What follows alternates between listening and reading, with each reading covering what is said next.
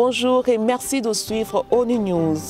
Au sommaire aujourd'hui, la célébration de la Journée des Nations Unies 2011. Également dans cette édition, un reportage dans un centre de promotion de bioéconomie à Kinshasa. Et puis, nous ferons le point sur le forum organisé pour les jeunes par la MONUSCO et la CENI dans le cadre du processus électoral. Et enfin, nous reviendrons sur l'appel lancé par le Conseil de sécurité des Nations Unies pour des élections crédibles et apaisées en République démocratique du Congo.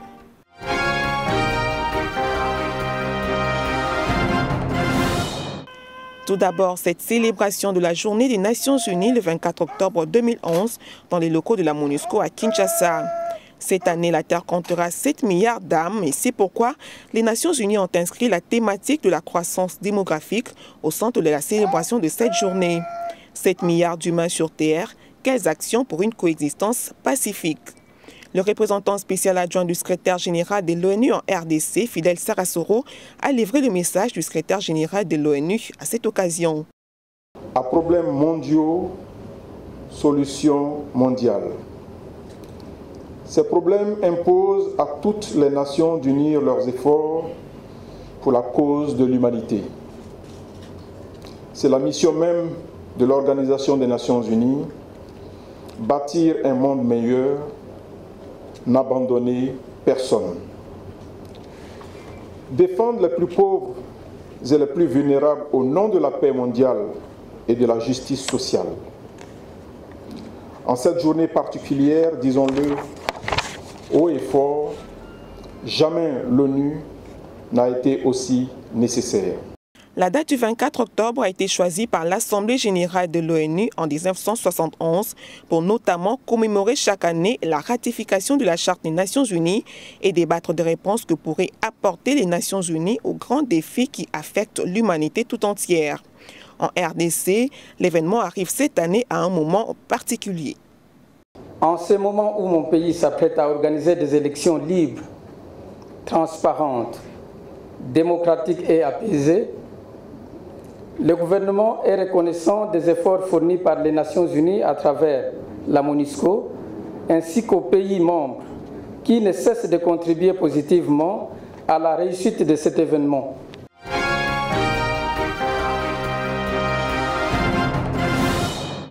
Travailler avec la nature et non contre, c'est la philosophie de base de l'initiative promue par l'organisation Bioéconomie Afrique, une ONG qui s'intéresse au développement durable.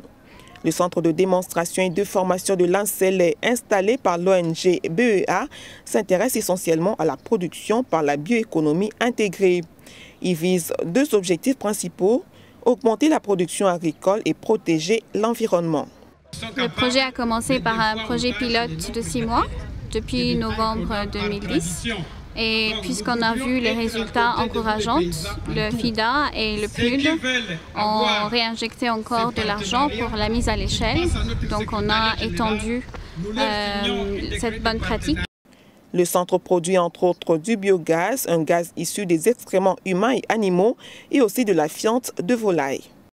Le biogaz, il permet également de lutter contre l'environnement, parce qu'il y a d'un côté la fumure organique qui permet d'avoir le compost pour enrichir les récoltes, il y a de l'autre côté le gaz, méthane, qui peut être enfuté, embouteillé et qui va servir pour lutter contre la déforestation. Comment ce faisant?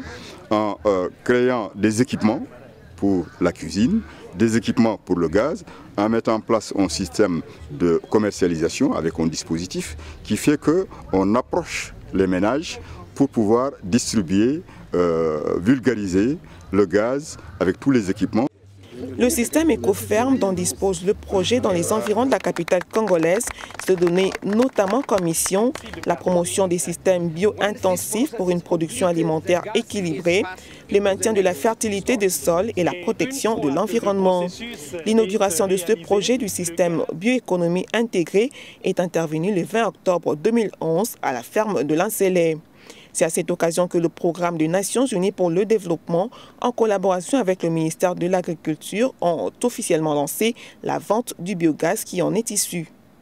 La collecte des déchets, la mise en bouteille du biogaz, la production, le conditionnement et la vente de biofertilisants, la production de cuisinières à gaz la production et la vente de produits agricoles, l'aménagement d'espaces verts et de détente et d'apprentissage sont autant d'opportunités d'emploi pour les jeunes et l'on sait que créer des emplois, c'est consolider la paix.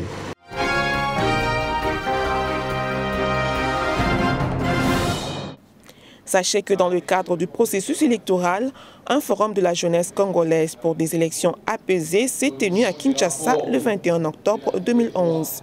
Il s'agissait pour la CENI et la MONUSCO, organisatrice de la rencontre, d'interpeller la jeunesse congolaise sur le rôle qu'elle y est appelée à jouer. Personnellement, je salue l'initiative qu'a pris la MONUSCO en collaboration avec la CENI d'organiser de tels forums.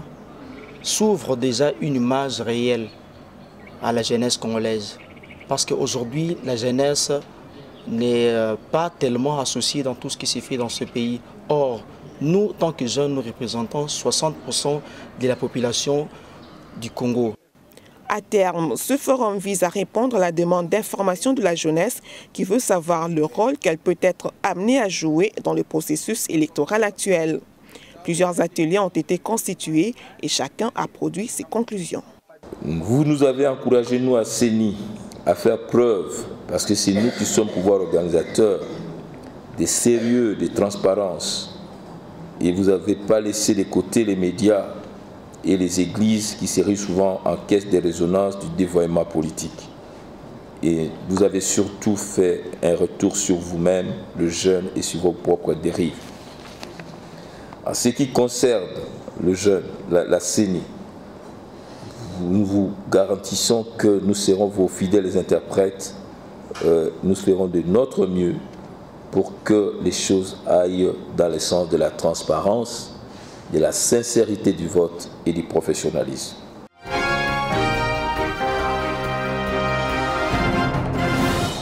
À noter que dans le cadre de ce processus électoral, les membres du Conseil de sécurité de l'ONU ont, dans une déclaration rendue publique le 17 octobre 2011, lancé un appel pour des élections apaisées et crédibles. Les membres du Conseil de sécurité des Nations Unies ont réitéré leur appel pour des élections crédibles et apaisées qui relèvent de la responsabilité régalienne du gouvernement de la République démocratique du Congo. Ils ont en outre rappelé la nécessité de débats politiques libres et constructifs, la liberté d'expression, la liberté de rassemblement, l'accès équitable aux médias, y compris les médias d'État, la sécurité pour tous les candidats, ainsi que les observateurs électoraux et les témoins, les journalistes, les défenseurs des droits de l'homme, les acteurs de la société civile, dont les femmes.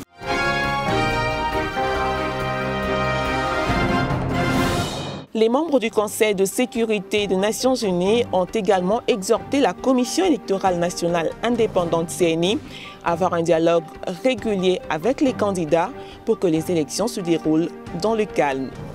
Voilà qui termine notre programme d'aujourd'hui. Merci de votre aimable attention.